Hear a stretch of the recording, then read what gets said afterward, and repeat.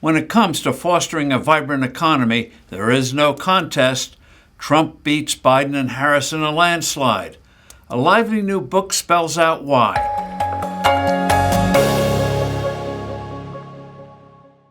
Hello, I'm Steve Forbes, and this is What's Ahead, where you get the insights you need to better navigate these turbulent times. The economy and inflation are uppermost in voters' minds. A new, concise, crisply written book by noted economists Arthur Laffer and Steve Moore, called The Trump Economic Miracle and the Plan to Unleash Prosperity Again, which is available on Amazon, does three big things. First, with charts and straightforward language, it lays out how Donald Trump revved up the languishing U.S. economy when he took office in 2017. The same principles also got things moving again as the COVID emergency receded. The economy was recovering with gusto when Biden-Harris took office. Second, it details how Joe Biden and Kamala Harris and the far left wrecked it. Finally, the authors outline the ways Trump will get things back on track to achieve the goal of blowout growth rates. After all, growth solves a lot of problems, including the impending crisis in Social Security and Medicare. The evidence is irrefutable. The economy boomed under Trump and slumped under Biden and Harris. The writers used 30 metrics. For instance, middle-class household incomes rose by over $6,000 in real terms when Trump was in the White House. They've fallen some $2,000 with Biden and Harris. Inflation, which still haunts us today, was almost non-existent when Trump left office. Whether it's real take-home pay, gasoline prices, housing affordability, minority poverty rates, you name it, the Trump economy outpaced the Biden-Harris one.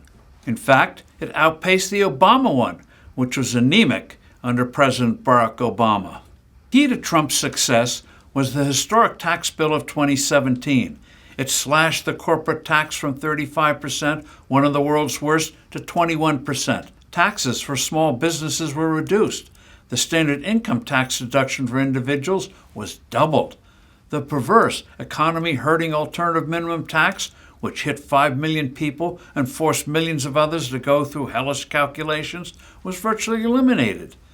The book demolishes the hysterical criticisms of these tax cuts. Trump recognized the dead weight of needless, ever-multiplying regulations and attacked them in a way no previous president had done before, achieving great success. This was the equivalent of a major tax cut. The border was secure under Trump. Resources for the military were increased. No wars erupted.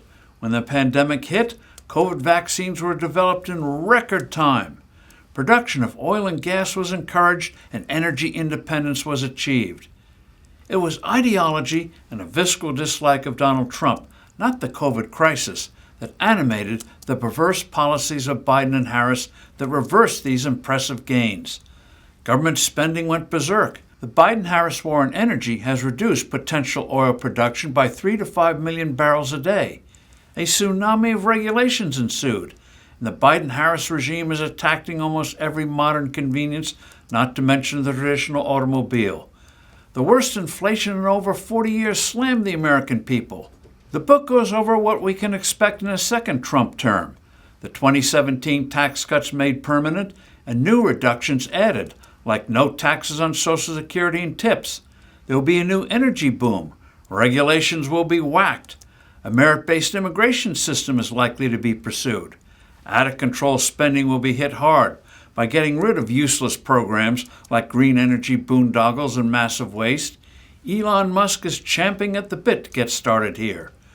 What makes the book credible is not only the hard data, but also the acknowledgement of where the authors had concerns about some of Trump's approaches, such as on trade. The authors, for example, don't share Trump's antipathy to trade deficits, pointing out they're accompanied by capital flowing into the U.S. economy, thereby strengthening the economy.